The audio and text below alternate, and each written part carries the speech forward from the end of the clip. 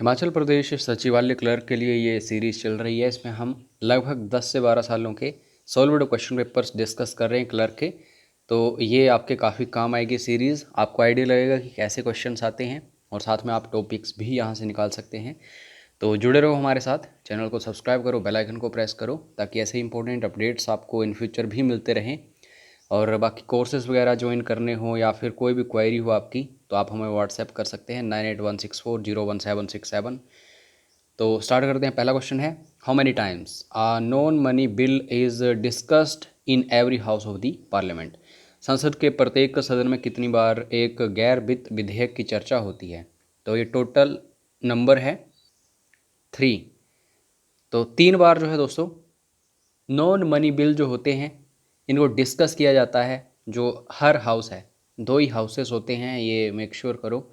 एक लोकसभा होता है लोअर हाउस और एक अपर हाउस राज्यसभा होता है। तो इनमें डिस्कशन होती है 3 बार, ठीक है। उसके बाद next question, the number of parliamentary seats Lok Sabha of Gujarat is. आपको क्या करना है, अगर इलेक्शंस चल रही हैं या फिर कोई राज्य चर्चा में है तो उसकी एटलीस्ट आप लोकसभा सीटें जरूर देख लो। राज्यसभा सीटें नहीं पूछी जाएंगी, लोकसभा सीटें पूछी जाती हैं। तो आपको पता होना चाहिए जो गुजरात है वहाँ पे 26 लोकसभा सीटें हैं। उसके बाद next question, who of the following held the offices of जज of the supreme court and the speaker of the Lok Sabha. मतलब ऐसा व्यक्ति आपको पता होना चाहिए जो भारत का मुख्य न्यायाधीश भी रह चुका है और राष्ट्रपति भी रह चुका है। इसके पीछे मैं बताता हूँ आपको कि क्या होता है, क्यों ऐसा होता है। 2 चीज़ें होती हैं दोस्तों, ध्यान देना। एक तो जो प्रेसिडेंट होता है, अगर सपोज करो अपने ऑफिस से बाहर हो जाता है, डेथ हो जाती है, कुछ भी हो जाता है, तो जो वाइस प्रेसिडेंट है वो उसका काम करेगा प्रेसिडेंट का। इन केस अगर वाइस प्रेसिडेंट की भी डेथ हो जाए या ये बाहर चला जाए अपने ऑफिस से, तो चीफ जस्टिस ऑफ इंडिया जो है वो प्रेसिडेंट का काम करता है। पहली बात तो ये है।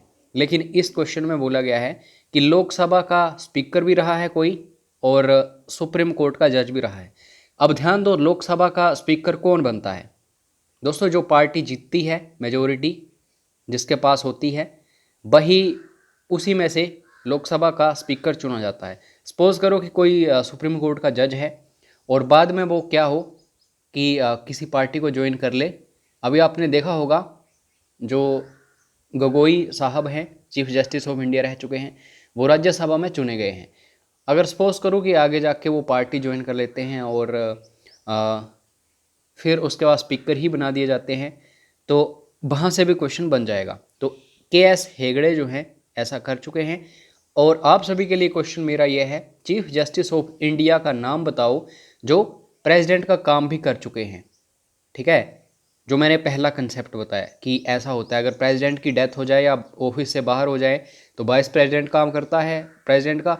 अगर वाइस प्रेसिडेंट भी बाहर हो जाए या फिर डेथ हो जाए तो चीफ जस्टिस ऑफ इंडिया जो है काम करता है। तो आप उन चीफ जस्टिस ऑफ इंडिया का नाम बताओ जो प्रेसिडेंट के तौर पे काम कर चुके हैं ऐसे ही। Next question, the majority of the provisions of the Indian constitution can be amended.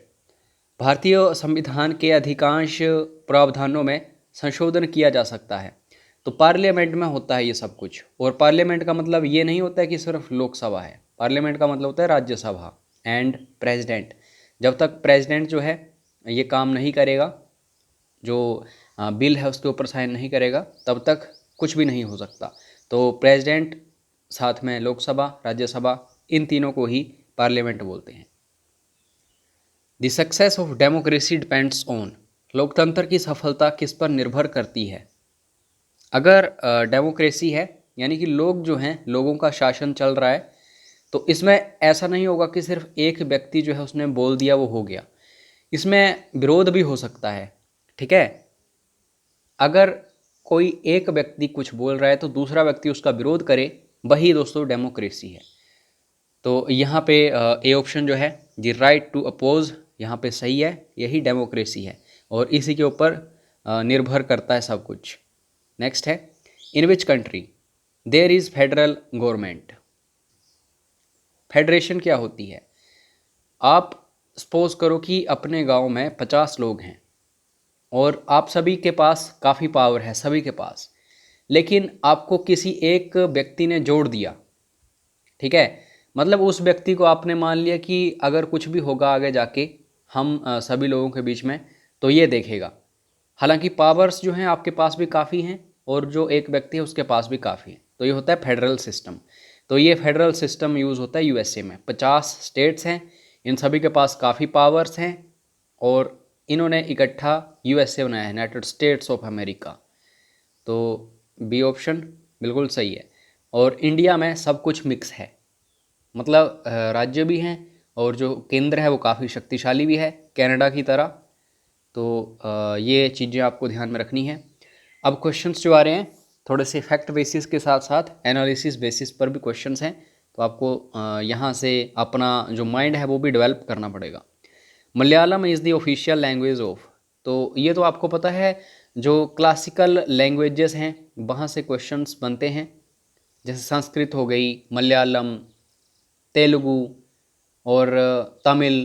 तो मलयालम जो है ये बेसिकली केरल में हमें देखने को मिलती है, ठीक है। लेकिन केरल के साथ कोई यूटी है, ध्यान दो, तो वहाँ भी मलयालम ही चलेगी। तो ये है प्रायद्वीपीय भारत, यहाँ है केरल और इस साइड जो है आपको लक्षद्वीप देखने को मिलता है। तो ओबियसली यहीं पे मलयालम चलती होगी, तो बी ऑप्शन सही है।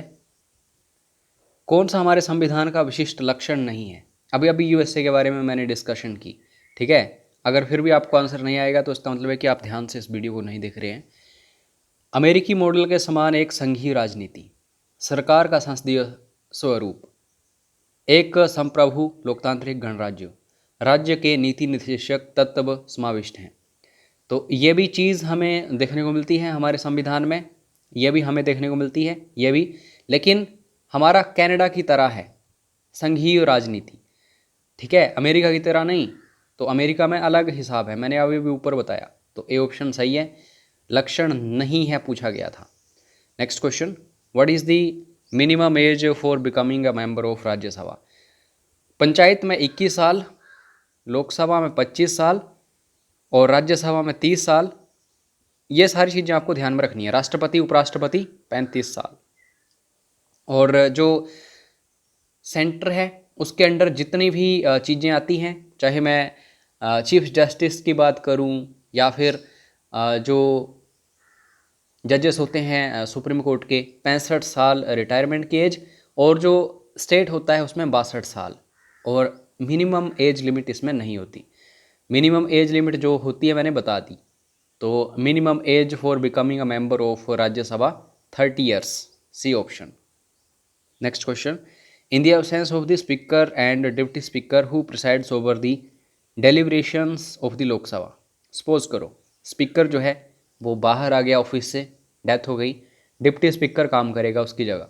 अगर ये भी बाहर आ गया या इसकी डेथ हो गई, पोस्ट खाली है, तो प्रेसाइड यानी कि उसकी अध्यक्षता कौन करेगा? जो लोकसभा है, ये इंपॉर्टेंट है। तो सही आंसर होगा one of the members of the house out of A panel of 6 persons nominated by the speaker. तो स्पीकर जो होता है उसने 6 लोग नॉमिनेट किए होते हैं, नामांकन उनका किया होता है, तो उन्हीं में से कोई एक बंदा जो है वो आगे आएगा और अध्यक्षता करेगा। तो डी ऑप्शन सही है। अब देख लो दोस्तों, ये भी चीज़ें अच्छी इंपॉर्टेंट हैं। अब वैसे क्वेश्चंस नहीं आते पॉलिटी के जैसे पहले आते थे, अब चेंज हो रहा है सब कुछ। प्रधानमंत्री, संघीय कैबिनेट मंत्री, मुख्यमंत्री और मंत्रिमंडल सभी किसके सदस्य हैं? तो ये चीज़ आपको बहुत ध्यान से देखनी है क्योंकि ऐसा क्वेश्चन पहले नहीं पूछा गया है। तो पहले होता है जो पुराने प्रधानमंत्री वगैरह होते थे, नेशनल डेवलपमेंट काउंसिल, एनडीसी। तो उसमें ये सब कुछ होता था, प्रधानमंत्री भी होता था, संघीय कैबिनेट मंत्री होते थे, मुख्यमंत्री होते थे और मंत्रिमंडल जो भी हैं, ठीक है। तो यहाँ पे डी ऑप्शन सही होगा। Next question, which tax is exclusively and totally assigned to the central government by the constitution? कौन सा कर संविधान द्वारा केवल और पूर्णतः केंद्र सरकार की को सुपुर्द किया गया है, यानी कि केंद्र सरकार का इसके ऊपर हक होता है। ये जो टैक्स होता है ये कौन सा है? तो ये होता है कॉरपोरेशन टैक्स। जो भी निगम वगैरह होते हैं, जैसे कोई भी उद्योग वगैरह स्टार्ट किए जाते हैं तो कॉरपोरेट टैक्स लिया जाता है सेंट्रल गवर्नमेंट के द्वारा। बाकी स्टेट ड्यूटी होगी, सेल्स टैक्स हो गए, टैक्सेस ऑन रेलवेज, फेयर्स वगैरह होते हैं, फ्रेट होते हैं, तो ये सब कुछ स्टेट जो है वो भी देख लेता है। लेकिन निगम कर या कॉरपोरेशन टैक्स जो है ये सिर्फ सेंट्रल गवर्नमेंट देखती है। मद्रास हाई कोर्ट जो है उसके अंडर क्या क्या आता है? तो मद्रास हाई कोर्ट के अंदर ओबियसली तमिलनाडु तो आएगा ही, क्योंकि मद्रास जो है ये चेन्नई यानी कि आज के टाइम में इसी का हिस्सा है, तो तमिलनाडु तो आएगा ही आएगा। अगर तमिलनाडु नहीं है ऑप्शंस में तो उसको सीधा आप रिमूव कर दो। अब 3 चीज़ें बच गई। केरला का अपना हाई कोर्ट अलग है, तो केरला को भी रिमूव कर दो।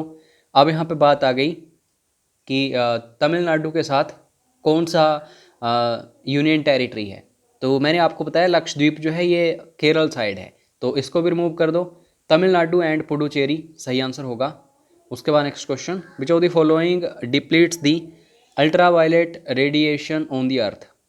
अगर आपने वायुमंडल के बारे में पढ़ा होगा तो आपको पता होगा स्ट्रेटोस्फीयर जो होती है, समताप मंडल जो होता है, उसमें एक परत है जिस परत को हम क्या बोलते हैं? ओजोन परत। तो यही रक्षा करती है अल्ट्रावायलेट पराबैंगनी किरणों से। तो सी ऑप्शन सही है। Which is not correctly matched. Indonesia की राजधानी जकार्ता है, मालदीव्स की राजधानी माले है और जिम्बाब्वे की हरारे है, लेकिन नॉर्थ कोरिया जो है इसकी सियोल नहीं है, साउथ कोरिया की है सियोल। अब आप सभी के लिए क्वेश्चन मेरा यह है, नॉर्थ कोरिया की कैपिटल जो है उसका नाम बताइए कमेंट बॉक्स में। मैं वेट कर रहा हूँ आप सभी के कमेंट्स का। बांदीपुर नेशनल पार्क जो है कहाँ पे है? तो ये दोस्तों कर्नाटक में है, ठीक है। तो अगर इसका ट्रिक याद रखना हो तो बंदी, तो नॉर्मली लड़के बोलते हैं कि बंदियां बहुत नाटक करती हैं, तो अब आपको ज़िंदगी भर ये नहीं भूलेगा, ठीक है। बंदी मतलब नाटक, कर्नाटक, ए ऑप्शन। ये ट्रिक्स थोड़े से फनी हो सकते हैं, लेकिन एक क्वेश्चन पक्का करना है तो उसके लिए कुछ भी करना पड़ेगा। बाकी नेक्स्ट पार्ट में हम डिस्कशन करेंगे।